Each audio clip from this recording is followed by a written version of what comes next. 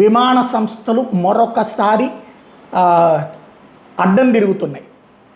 Spice జెట్టు, IndiGo, Air India. ఇండిగోనే దాదాపు 60-70% ఉంది. మిగతా అన్నీ గెలిపితే ఈ కొంచెం ఉంటాయి అన్నమాట, 30% ఉంటాయి. వాళ్ళు ఇప్పుడు విమాన ఆయిల్ ఎవరిష్టం వచ్చింది వాళ్ళే కొనుక్కుంటున్నారు. అయితే ఒకళ్ళకి రేట్ ఎక్కువకి వస్తుంది, ఒకళ్ళకి తక్కువకి వస్తుంది. ఎక్కువకి వచ్చినోడికేమో బాధ, తక్కువకి వచ్చినోడికేమో కష్టం, తక్కువకి వచ్చినోడికేమో సంతోషం. బట్ అది సప్లై ప్రాబ్లం అవుతుంది. కేంద్ర ప్రభుత్వమే ఇన్వాల్వ్ అయ్యి ఒకే ధరకి అందరికీ కూడా విమాన యంత్రం అందించాలి అన్నటువంటిది ఈ 3 సంస్థలు కేంద్రానికి రాసిన లేఖ.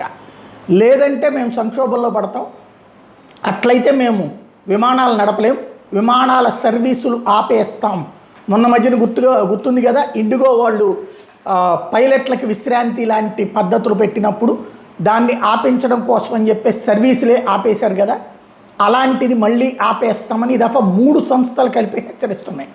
ఓ పక్కన ప్రపంచ యుద్ధం నేపథ్యంలో ఇజ్రాయెలు, అమెరికా, ఇరాన్ల మధ్యన జరుగుతున్నటువంటి యుద్ధపు ఇంపాక్ట్తో ఈ ఇంధన సరఫరాకి సమస్య వస్తుంది. దానివల్ల హెచ్చు తగ్గులు వస్తున్నాయి ధరలు. అయితే ఈ తరహా హెచ్చరిక అన్నటువంటిది భారత్లోనే వచ్చింది.